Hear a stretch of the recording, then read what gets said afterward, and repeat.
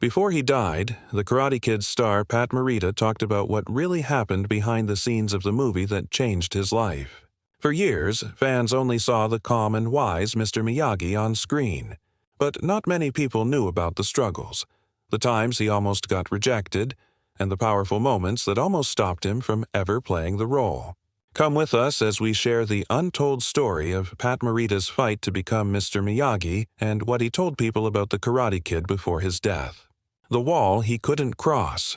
When people think of the Karate Kid, they picture Mr. Miyagi, wise, calm, and full of quiet strength. But before Pat Morita became that unforgettable character, he faced a huge problem that almost ended his chance at the role. In Hollywood back then, Morita wasn't seen as a serious actor. He was known mostly as a funny guy, a stand-up comedian, and someone who did sitcoms. People loved his humor, his timing, and his charm. To them, he was the guy who made them laugh on shows like Happy Days, not someone who could do deep emotional acting. This image of him stuck really hard. Hollywood has a way of putting people into boxes, and once you're in one, it's almost impossible to get out. For Pat Morita, being labeled as a comedian became his biggest problem. Producers and bosses couldn't imagine him as anyone serious. To them, Mr. Miyagi needed to be a man with history, a war veteran, a teacher, and someone who carried pain and wisdom. Morita's past in comedy, they thought, made him the complete opposite. When his name first came up for the Karate Kid, producer Jerry Weintraub said no right away. He reportedly said he didn't want a comic anywhere near the role. He wanted someone serious, a man with natural power in his presence. In Weintraub's mind, Pat Morita couldn't possibly be that man. His decision was final. No auditions, no chances, not even a test. To Weintraub, the idea of Pat Morita as Mr. Miyagi was ridiculous. For weeks, Morita's name kept getting pushed aside. Every time it appeared on a list of possible actors, it was removed before anyone could even talk about it. It was as if Hollywood itself had decided he didn't belong in serious roles. For Pat, this was really discouraging. He had worked his whole life to be seen, to be taken seriously, but his past success in comedy had become like a curse. It was keeping him from the one role that could truly show what he could do. While Weintraub stood firm in his rejection, director John Avildsen, who had already made Rocky a classic, had a different idea. He believed The Karate Kid wasn't just a movie about fighting. It was about teaching, pain, and healing. To him, the heart of the story depended on the bond between Danielle and Miyagi. He didn't care about big names or what people already thought. He wanted truth and real human emotion on screen. Avildsen began to quietly push back. He asked the casting team to test every possible actor, even those the producers didn't want to see.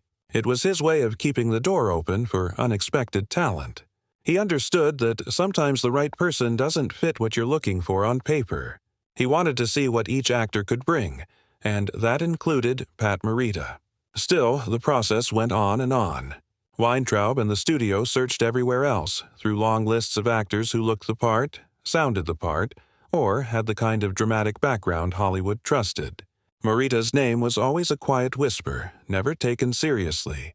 Casting directors tried to convince Weintraub to give him at least one shot, but the producer refused again and again. Eventually, Avildsen's persistence worked. He insisted that Morita be allowed to audition, even if it was just to say they tried. By then, weeks had passed and dozens of actors had already been seen. Pat Morita was added to the very end of the list, the final name, the why not option. He was never supposed to make it into the room. The decision to let him try was more about finishing up than opening a door. But that single act, that one small chance, would soon change everything. It was the moment that would take Morita from being a forgotten comic to becoming one of the most beloved movie teachers ever. Still, at that point, nobody knew it. Everyone, including Pat himself, thought it was just another dead end. When Pat Morita finally got the call to audition, he was at a low point in his career. Years of rejection had worn him down. He had been doing small jobs to make money, struggling to find roles that let him show his depth. Acting no longer felt like a dream. It felt like a long road with no end. Walking into that audition room, he carried all of that weight with him. He wasn't expecting to be chosen. He didn't even think anyone in the room believed in him. But he went anyway because he knew he had to try. He knew that even if this was another rejection, it would be his last one given with everything he had. For Morita, that single chance wasn't just an audition. It was a moment of hope. It was proof that even when people close the door, sometimes life forces it open again. He understood that the opportunity itself was rare and that maybe, just maybe, it was meant for him. After all, that day marked the beginning of something he never expected. Not only a breakthrough in his career, but also a complete change in how the world would see him. And soon, in one strange audition room with a single camera and one man watching, everything would start to change. The one-man camera test. When Pat Morita finally walked into the audition room for The Karate Kid, he expected the usual Hollywood setup. A few people at a table, someone holding a clipboard, maybe a camera set up across the room. Instead, he stepped into an almost empty space. The room was quiet and stripped of distractions, and there was just one man waiting for him, John Avildsen, the director. But Avildsen didn't look like a regular director that day. He had a camera strapped to his shoulder and a heavy battery pack hanging on him. Pat would later describe him as half man, half machine. It was a strange sight, and it made the moment feel different right away. Avildsen introduced himself warmly, but didn't lower the camera. He started recording the second Pat entered the room. It wasn't a formal setup. It felt more like a test of who Pat really was when no one was performing for him. There were no producers, no casting assistants, just Avildsen behind the lens and Morita in front of it. At first, Pat felt nervous. He knew that this was his one shot, a chance to show that he was more than a comedian. The silence made him aware of every movement, every word. But as the minutes passed, that nervousness began to fade. Avildsen didn't interrupt, didn't direct, and didn't rush him. He just listened, letting Pat talk. That small freedom allowed something rare to happen. The performance started to feel natural. Instead of trying to impress, Morita simply shared himself. He talked about his life, his struggles, and what it meant to finally be given a chance. Slowly, the tension in his shoulders eased, and the man in front of the camera wasn't acting anymore. He was simply being himself. That calmness opened the door for something special. Pat was tired that day, not just from travel, but from years of fighting to be taken seriously. The exhaustion showed in the way he spoke. His voice was slow, careful, and low. The pauses between his sentences carried more meaning than the words themselves. That natural tiredness shaped the rhythm of his speech, the very rhythm that would later define Mr. Miyagi's way of talking. Avildsen recognized it immediately. He wasn't interested in a polished performance. He wanted truth, the kind that couldn't be forced. So he kept the camera rolling. Pat didn't even realize how much time had passed. They spoke casually at first, then moved into scenes from the script. There was no costume, no set, no co-star, just a man standing in front of a lens pouring out years of unspoken emotion. When he finished, Pat assumed the audition was over. He gathered his things, ready to walk out. As he reached the door, Avildsen said something that stopped him cold. "Pat, don't you want to take your script with you? You might need it." That one sentence changed everything. It wasn't said as a joke or a polite gesture. It was a clue. A quiet signal that Avildsen saw something in him that everyone else had missed. For the first time, Pat felt a spark of hope. Maybe, just maybe, someone believed he could do it. He didn't say much back, just smiled, nodded, and left the room with his heart racing.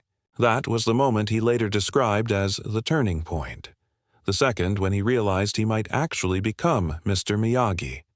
What started as another desperate audition had become something deeper. He hadn't just played a character, he had revealed himself. After that day, John Avildsen knew he had found his Miyagi. But there was still one huge problem. Jerry Weintraub, the producer, who had refused to even consider Pat, was still convinced he wasn't right for the role. Avildsen decided to let the footage speak for itself. In a meeting with Weintraub and the other producers, he played the audition tape. The room was quiet as the screen came to life. There was Pat, not the comedian, not the man from Happy Days, but a calm, steady figure with a heavy presence. He wasn't delivering lines like an actor. He was speaking like someone who had lived them. The tired eyes, the soft tone, and the measured pauses, it all felt real. When the tape ended, there was silence. Then Weintraub broke it. He leaned forward and said, "Hey, wait a minute. That looks like Miyagi." Avildsen turned to him and replied, "That's Pat Morita, the one you didn't want to read for the part." It was the moment everything changed. The same man who had been dismissed without a chance was now the clear favorite. That single tape had broken through weeks of doubt and disbelief. Morita didn't have to fight anymore. The camera had done it for him. From that day on, no one in the room questioned if Pat could play Mr. Miyagi. They had seen it with their own eyes. The man they thought couldn't do drama had carried the entire story in a few quiet minutes of film. Proving he could be Miyagi, winning over the room with one strong audition wasn't enough. After John Avildsen showed the tape and changed a few minds, the studio still wanted proof that Pat Morita could repeat that magic again and again. What followed was a string of 5 separate tests. Each session asked him to show the same focus, the same calm power, and the same depth. It wasn't about one lucky day anymore. It was about consistency and control, the words executives used to press their point. They wanted to be sure the performance would hold under pressure on a busy set with long days and tight schedules. For Pat, this meant walking back into rooms that had once dismissed him, and keeping steady each time. He had to perform scenes in different ways, take direction on the spot, and prove he could live inside Miyagi without slipping. The tests weren't flashy. They were focused on craft. Could he land the pauses? Could he carry pain without overdoing it?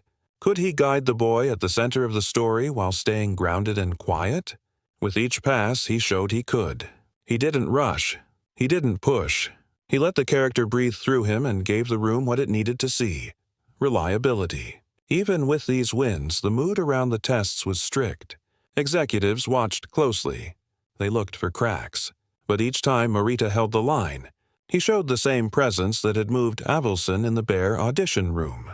Piece by piece, the doubt started to loosen. What began as a plan to test him into failure turned into confirmation that he belonged. The third test raised the stakes. It was no longer just about Morita alone. The story lived or died on the connection between Mr. Miyagi and Daniel LaRusso, played by Ralph Macchio. So the next step was to see them together. Ralph flew in from New York, and the room shifted from a solo audition to a true screen test for chemistry. Their first reads were simple. A few lines, a few exchanges, but underneath the words, something important started to show. Morita's patience and calm gave Ralph room to be open and young and full of questions. Ralph's nervous energy gave Morita a reason to respond with care. The rhythm between them made the scenes feel natural. It didn't look rehearsed. It looked like two people meeting at the right time in their lives. As they moved to bigger scenes, the father-son relationship revealed itself. Morita listened and Ralph leaned in. The quiet humor landed without trying. The pauses filled with meaning. The words about chores, training, and respect felt real in real time. The bond that would hold the film together formed in front of the camera. The team watching the monitor could see it. You can't fake trust, and trust is what began to glow between them. This was the anchor the movie needed. By the fourth test, the studio wanted to know if the image could match the feeling. They asked Morita to read in costume. He put on a simple outfit.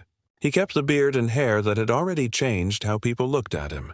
He stood there not as a comedian trying to play serious, but as a man who looked like he had lived a life of work and loss. Ralph later said the transformation was immediate. He became Miyagi. It wasn't just the clothes. It was how Morita carried himself once he wore them. His posture changed. His eyes softened but stayed alert. The room felt different, and even the doubters noticed. Costumes can help an actor, but here they unlocked something. The crew and executives started to see not just a strong audition, but a full character they could place into every scene of the film. Worry in the studio eased into quiet amazement. People who had only seen a comedian began to respect the discipline in front of them. The more Morita settled into the look, the more the look disappeared and the man remained. That is what moved the room. The costume didn't make him Miyagi. It allowed everyone else to finally see the Miyagi that had been there the whole time. The fifth and final test removed every safety net. No set dressing, no music to lift emotion, no crowd to feed energy, just a cold sound stage, a camera, and the two actors. It was a deliberate trial. If the heart of the story could survive this, it would survive anything. They played key moments. Morita kept his voice low and clear. Ralph responded, less as an actor reading lines and more as a boy finding someone to trust. The air in the room held steady. No one rushed to fill the silences, and those silences started to speak for them. The camera caught it all. The care in Morita's gaze, the way Ralph's shoulders dropped when he felt safe, and the small half-smiles that meant more than big speeches. When the scene ended, the room stayed still. People didn't need to talk. They had seen the truth on the monitor. This wasn't a gamble anymore. It was proof. The chemistry was there. The character was there. The film had found its core. With that final hush, the tests accomplished what they were meant to do. They showed that Pat Morita wasn't borrowing Miyagi for a moment. He was carrying him for an entire film. Next comes the call that changed everything and the words no one expected the producer to say. The call that flipped the room. When the final screen test ended, the studio room fell into silence. For the first time, even Jerry Weintraub, the man who had once said a comedian should never play Mr. Miyagi, was quiet. On the monitor in front of him, Pat Morita and Ralph Macchio had just delivered something that no one expected. The room had been filled with people ready to judge, but by the end they were simply watching. What started as another cautious test turned into a quiet moment of understanding. Weintraub leaned forward, watching Pat's calm face on the screen.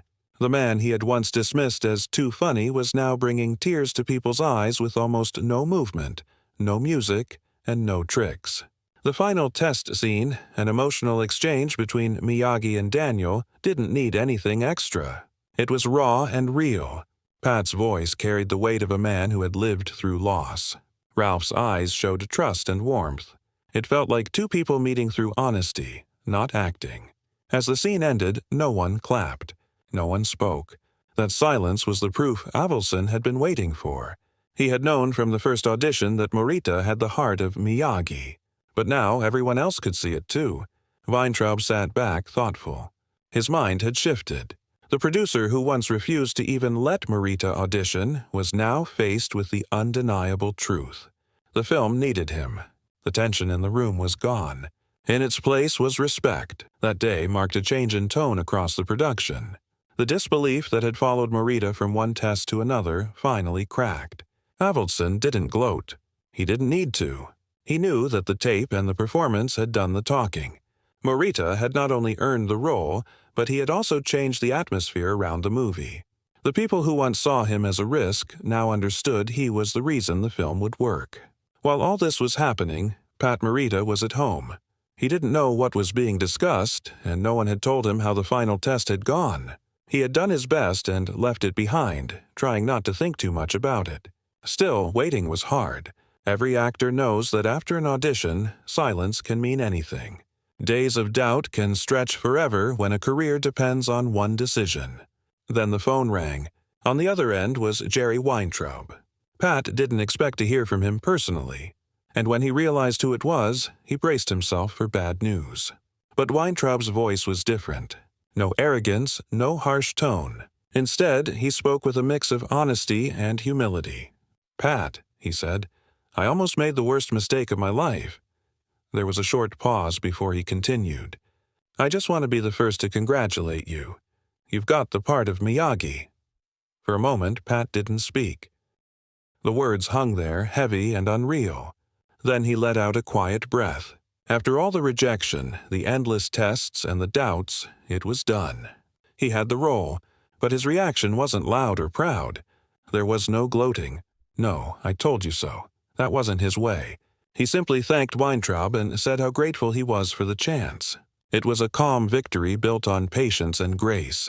Morita never spoke harshly about Weintraub afterward. In later interviews, he even said he respected the man for admitting he was wrong. To Pat, that call wasn't just good news. It was closure.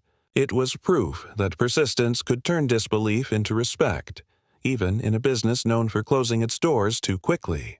When he hung up, he sat for a long time in quiet thought. The role he had fought for was finally his, and he knew what it meant. It wasn't only about work.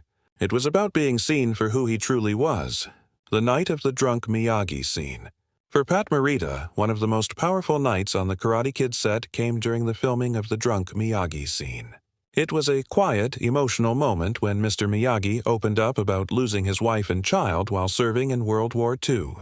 The scene revealed the man behind the teacher, the pain, the loneliness, and the depth of the character. The studio was unsure about including it. Some bosses thought it might slow down the film or confuse audiences who saw Miyagi as the calm teacher and not as someone broken by grief. But Pat fought for it. He believed the scene was essential. It showed who Miyagi truly was and explained the strength behind his calm. Without it, Miyagi would have been only a guide, not a man. On the night of filming, the set felt heavy. The crew dimmed the lights and the sound of crickets played faintly in the background. Pat didn't need much direction. He walked into the scene carrying decades of personal experience, his struggles as a comedian, his memories of wartime internment camps, and his journey through rejection in Hollywood. When the cameras rolled, he didn't act. He remembered. The performance was raw. His words came out broken and uneven, filled with quiet sorrow. When he finished, no one moved. The crew didn't clap.